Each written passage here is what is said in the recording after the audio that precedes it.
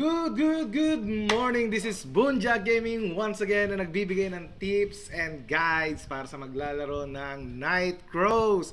Guys, meron tayong malaking update ngayon sa mga nanonood po. Sobrang ganda ng updates natin ngayong Tuesday, April 24, 2024. Ang ganda ng updates na yun, guys. Ano-ano yung mga updates na yun, isa-isayin natin. So, let's start na po agad. So, ang unang updates po natin ngayon, guys, ito na yan, inano nila sa patch notes. Number 1 event is check-in event, Night Crow 7-day check-in event period, April 23 hanggang May 6.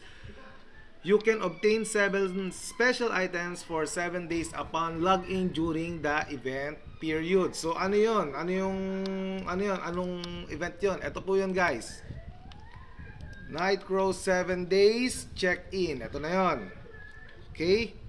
So, next nating event ay yung Crafting Training Journal. Event period, April 23rd after update until May 20 ulit to. Okay, so ito yung crafting po natin, guys. Doon nagkakamali. Itong crafting pass na to. Ayan, itong crafting na to.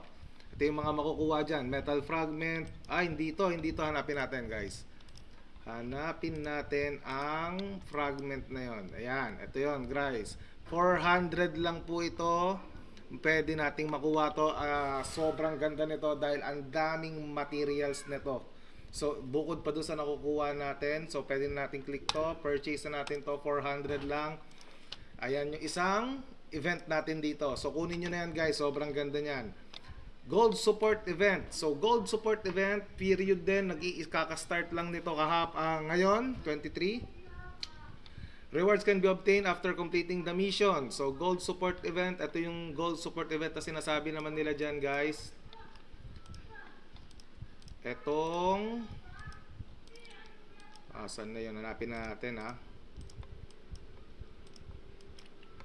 Ito yun, guys. Landon's token. So, kapag nakaisa ka nyan, meron ka ng gold gain 5%. Kapag nakadalawa ka, 10% gain. And then, meron tayong sunod na Sancona Ruins. Okay, so sa mga gustong mag-level 45 na agad, bumilis yung level nila, hindi na po basura ngayon ang Sancona. So, ang Sancona po ngayon ay times 2 ang experience na ibibigay sa inyo ngayon. So, ang maganda po dyan sa mga bumili po ng Night Crow Pass, makakakuha kayo ng Sancona every single day. Okay, yung parang ganito po, time recharger ng Sancona. So, ngayon po, mga nag-ipon, congratulations, ang dami nyo na pong magiging XP.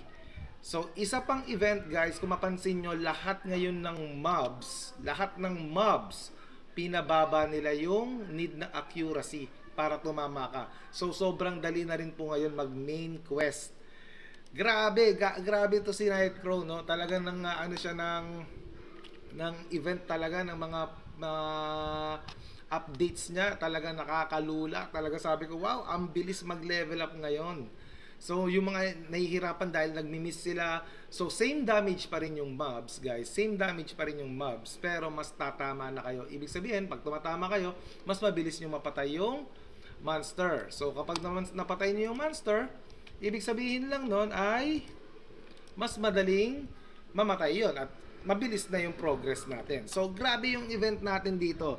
So, ito, meron pa tayo rito tinatawag na, maglalabas na po ito. Itong past type na Landon Artifact Crops, Night Crow's Claw, Talisman, itong collection natin, Landon's Token, ito yung sinasabi ko kanina. Grabe, sobrang ganda ng updates po ngayon, guys. So, sa mga naglalaro po, habulin nyo na, baka mag-level 50 kayo ngayon linggo. Kung mga nasa 47 kayo, siguro kayang-kaya na i-level 48 to bukas o mamaya, tingnan natin to. Kaya nakaka-excite. So, this is Bunja again sa mga nanonood po. Please subscribe my channel para tuloy-tuloy natin to. Ang target po natin is 500 subs para makapag-stream na tayo sa Night Crows and makapagbigay ako ng coupon sa inyo, guys. Di ba? So, yun lang. Nakaka-excite to. Tapusin nyo na. So, Yung mga pangit lang naman na wala na yung gold gain natin, wala na yung guild coins natin, pero okay lang, mas maganda yung pinalit ni Nightcrows. So with that, thank you guys, and mamaya ulit maglalagay ulit ako ng video, and see you on my next video. Comment lang sa mga kailangan ng mga question o mga may tanong kayo rito sa regarding sa Nightcrow. I'll try to answer everyone po. Okay? Thank you!